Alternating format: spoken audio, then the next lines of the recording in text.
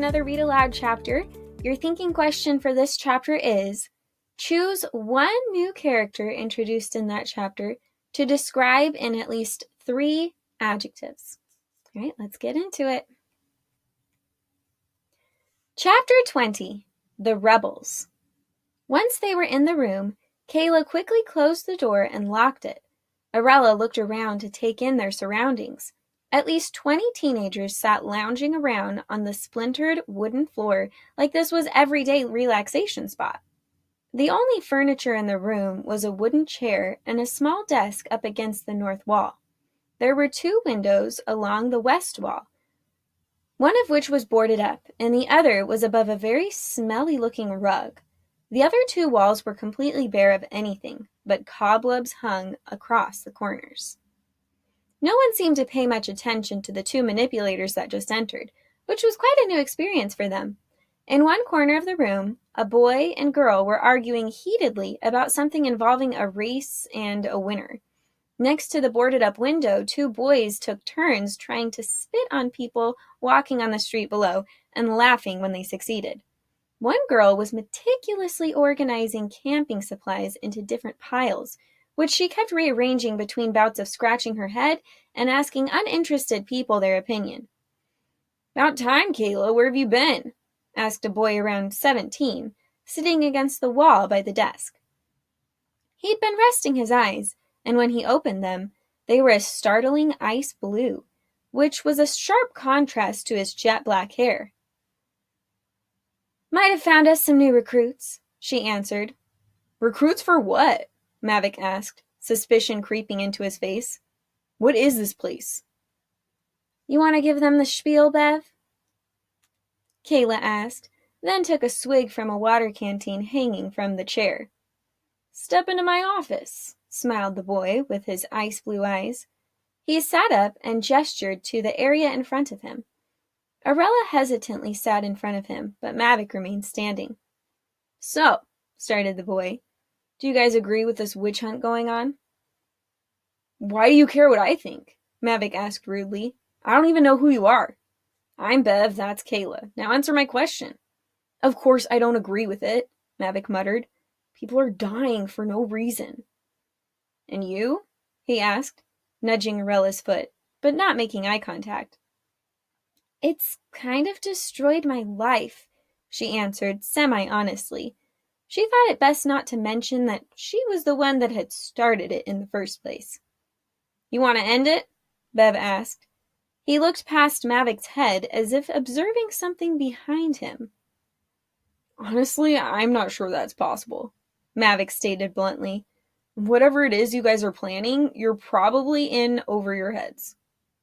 "Well, aren't you a ball of sunshine?" Bev smirked. "Hey, you asked. What kind of a name is Bev, anyway?" "It's short for Beverick, but I don't really go by that. People think they're so funny when they call me Beverage as a joke," he said with a wry smile.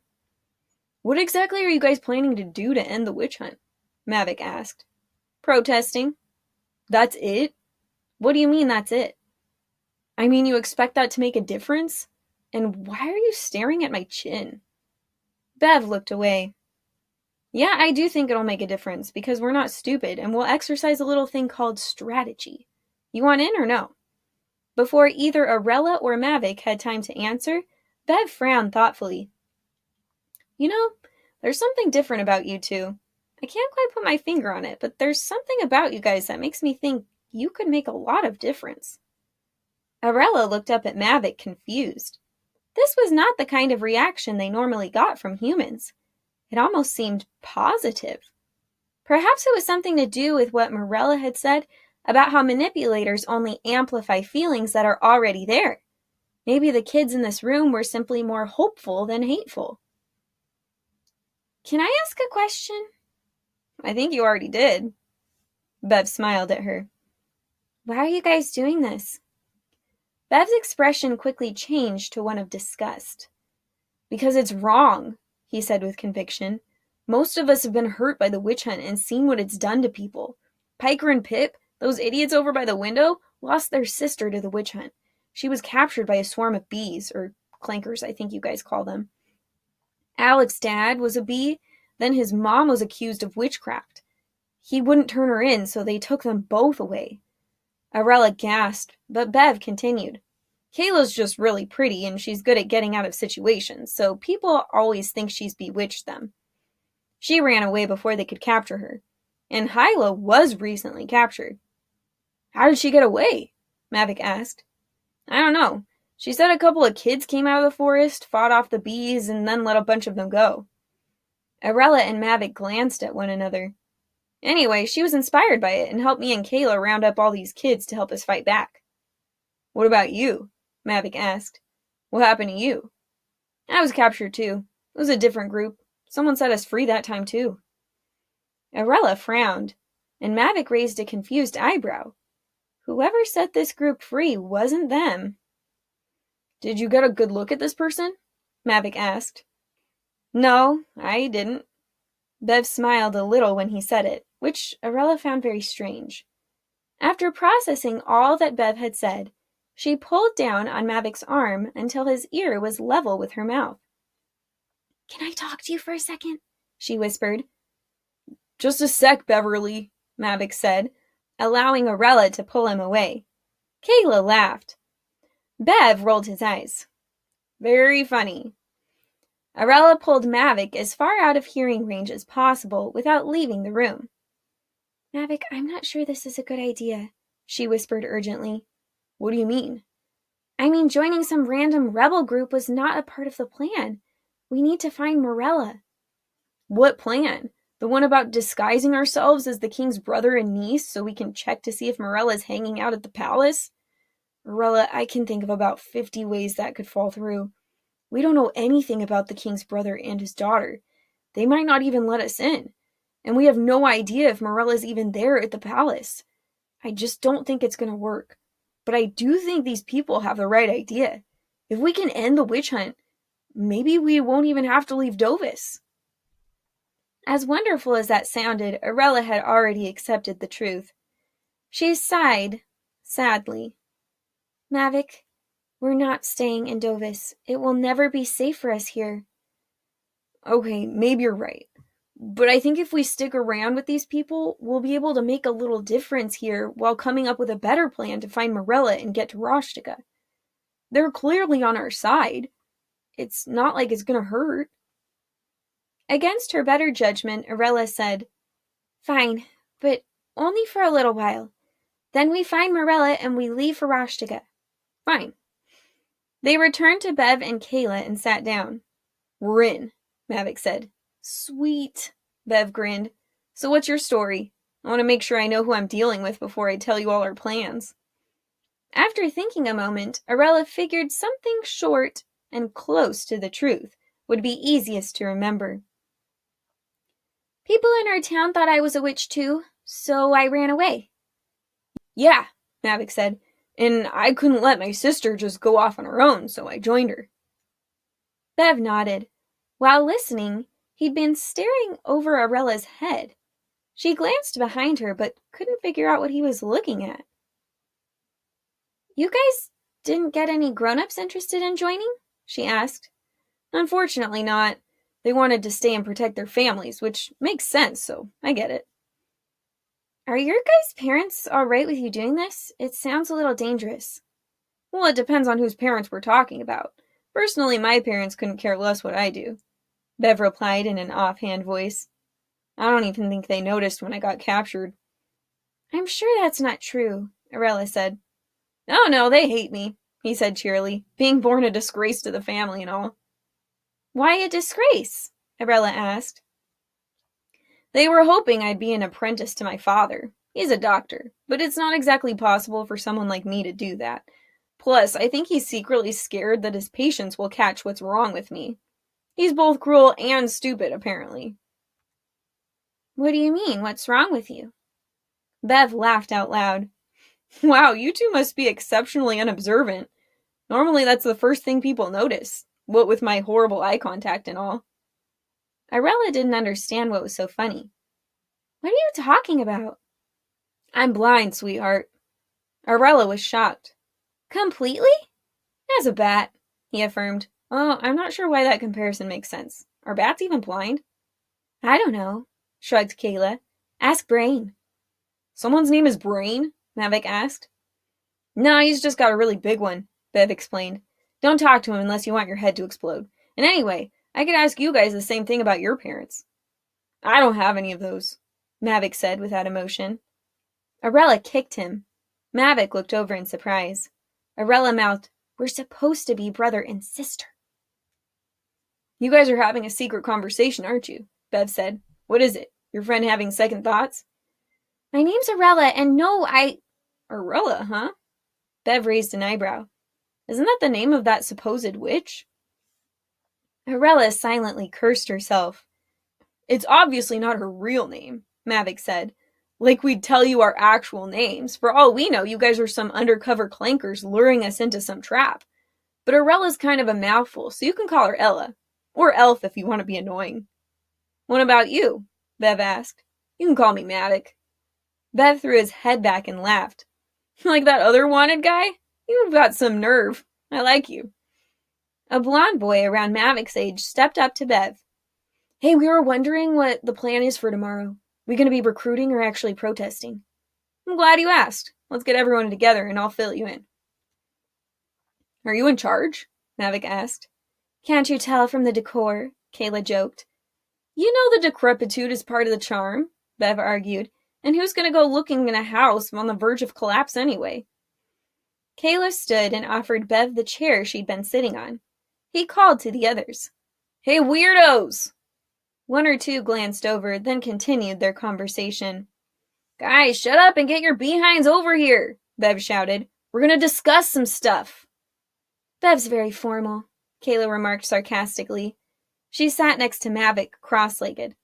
I can tell, Mavic grinned. Boys and girls slowly trickled over to sit in front of Bev. The way they laughed and shoved each other as they walked reminded Aurella of being at school. Most of them looked curiously at the two newcomers and whispered to one another. A very large boy of about 19 sat behind Mavic and Aurella.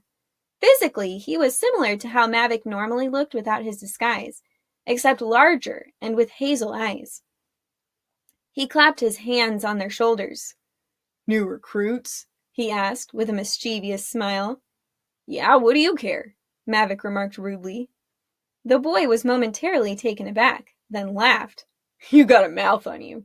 I like that. It was the oddest thing. Aurella was used to Mavic acting tough and arrogant around boys. It was his defense mechanism because back in Lennox everyone was out to get him. But here it didn't seem to have the same effect.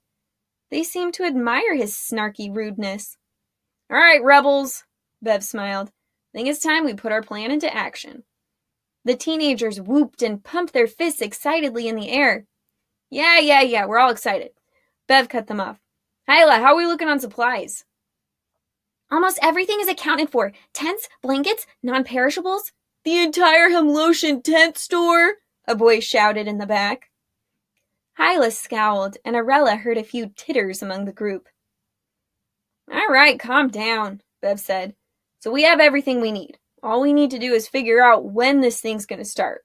Remember, we're going to be there all week, so we need to start it out with a bang. Mavic was surprised. All week? What are you guys planning? Anyone care to fill in the new recruits? Bev asked. We're protesting the witch hunt, said a girl with brown hair in a pixie cut. We're going to camp out in front of the palace until the king or queen does something. And you don't think they'll just kick you out? Mavic asked. They can't do anything to us outside of the palace, a pudgy boy with a pink nose explained. I checked. It's only if we tried to break in that they'd be able to arrest us. Wait a minute. Where did these guys come from? Asked a boy that looked almost exactly like the guy behind them, only thinner and with lighter hair. He glared at Aurella and Mavic. They just got here. Why are we telling them everything? How do we know they can be trusted? Because I trust them, Bev responded. But if you don't, you can leave. Honestly, Cal, I'm sick of you questioning everything we do. No one said you had to join us. I just don't get why they're getting special treatment. You guys didn't let me in for a week, and I live here. Who knows where these guys came from? Shut up, Cal. said the guy behind them.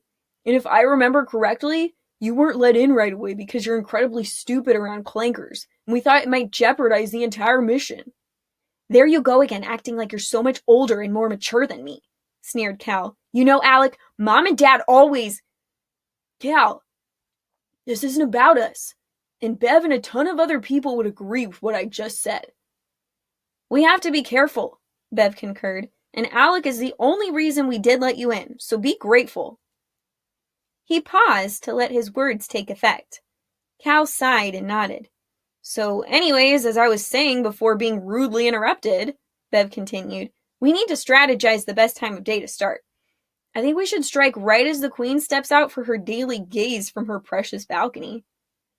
The Queen's here? Aurella blurted. At the palace? Where else would she be? Someone laughed. Mavic frowned, and 1,000 questions ran through Aurella's mind. What was Morella doing there? Did she forget about them? Was she being kept against her will? Did the king convince her to join in on the witch hunt? No, that couldn't be true, could it? But why else wouldn't she come back for them when they needed her? She still had that paper boat, didn't she? If she really was in the palace, would their protesting capture her attention? She shook herself back to the present and filed the questions away for later. Brain, Bev said. What are your thoughts? Which thoughts? He responded in a nasal voice from the back of the crowd. Aurella craned her neck to see a boy about her age, though much smaller and skinnier, with messy bright orange hair. I have many thoughts. To which thoughts are you referring? When's the best time to start our protest? Well, accounting for the many variables, such as the maximum and minimum speed at which we can travel as a whole, and the number of vehicles and pedestrians in our path, as well as the velocity at which... Brain, unnecessary details. Pretend I'm 3. Brain glared at Bev for interrupting his monologue. If we want to get there before noon, I suggest we leave at sunup, he said curtly. That's all you had to say, Bev smiled, throwing his hands in the air. So we'll leave at dawn. Any questions? Do we set up camp and then protest? One of the teens asked, or protest and then set up camp? Both. We'll take turns protesting in shifts, so it never stops. But I think to get the initial attention right away, we'll all join in. Then we'll split up. Some will stay and some will set up camp. Anything else? Yeah, said Alec from behind Mavic. Bev gave him a wry look. Is this a real question or some snarky comment? Of course it's a real question. I was just wondering when we're going to give our new recruits their welcome present. Aurella turned around to see him smiling mischievously again. Oh yeah, Bev grinned. Right away. They need to know how much we appreciate their help. Mavic looked around warily. Alex snickered. Come on, let me show you. All new recruits get the same gift, but it's too big to carry. We have to leave it outside. I don't think it would be such a good idea to go outside right now, said Aurella.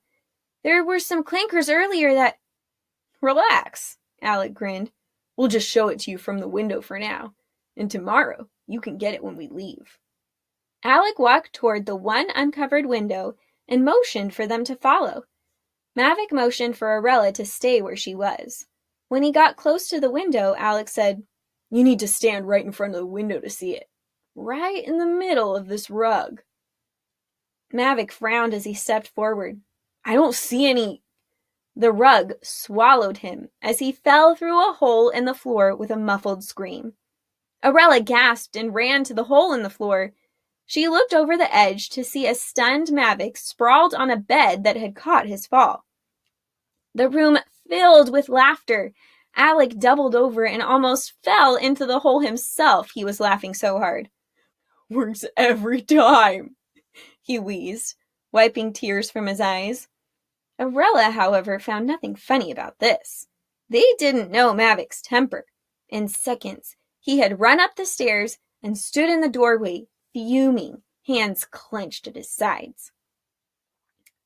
It was Bev's idea, Alec said defensively, pointing an accusing finger. But you can't do anything about it because everyone knows you can't beat up a blind guy. It's like a rule. Really, Alec? Bev muttered dryly. All right, it was my idea, Alex smirked. Sort of an initiation prank, if you will. You don't want to mess with me, Mavic snarled. I don't? Alec walked up to Mavic and looked him in the eye. He was a few inches taller, so Mavic had to look up as he glared. No, you don't. Come on, lighten up, man. We're just having a little fun. Then Alec made the mistake of putting his hand on Mavic's shoulder. Aurella cringed as Mavic shoved him to the floor. Alec chuckled and swung his legs under Mavic's so he fell over backward. Soon they were hardcore wrestling on the floor. They kicked and hit and grunted, but something about it looked different than a regular Mavic fight.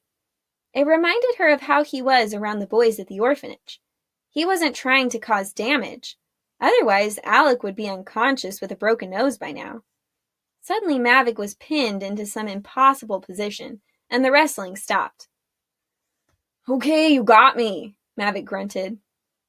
All right, Bev grinned. As hilarious as it was to hear Mavic scream like a little girl, it's probably time we all hit the hay. Alec offered his hand to help Mavic up. He reluctantly accepted.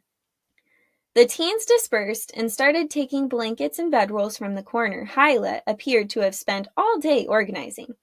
They laid their blankets out on the floor and made themselves comfortable. There were several "move over" and "you're on my foot" complaints, along with secretive giggling and whispering behind cupped hands. Aurella stood and observed the commotion. She imagined it was like being at all those sleepovers she'd never been invited to. Kayla walked up to Aurella and Mavic. Sorry if it gets a little cramped in here. It's just that all the other rooms in this place are falling apart and gross. Oh, this isn't anything at all like how I grew up, Mavic said sarcastically. Sleeping on the floor with a bunch of people sprawled out, snoring and farting in their sleep? Unacceptable. Aurella laughed, but the joke was lost on Kayla. Anyway, Kayla continued, sleep well. Protest starts tomorrow. She grinned and walked away. The pixie cut girl smiled at Aurella. Just between the two of us, make sure you find a place as far from Cal as possible. He snores like a big fat man. I heard that, Cal grumbled from across the room. Pixie Cut laughed and helped Aurella find the softest blanket in the pile.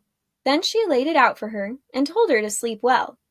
Mavic set up his blanket near Aurella and was asleep faster than one could blow out a candle. Aurella crawled under her covers and looked around at Mavic and all the other teenagers getting ready for bed. She had the oddest feeling like she was in a dream. The two of them were surrounded by people, and no one was even trying to kill them. They seemed to like them. Perhaps it was possible to live among humans. All right, that's the end of that chapter. The next chapter is called Beverick the Rooster. All right, so your thinking question again was, choose one character that was introduced in this chapter to describe in at least 3 adjectives. So just a quick review, you could describe Kayla, you could choose Bev, Alec, Cal. Those were the main ones, but there was a bunch of other ones introduced as well. And we will read the next chapter tomorrow. Thanks for joining in again. Bye.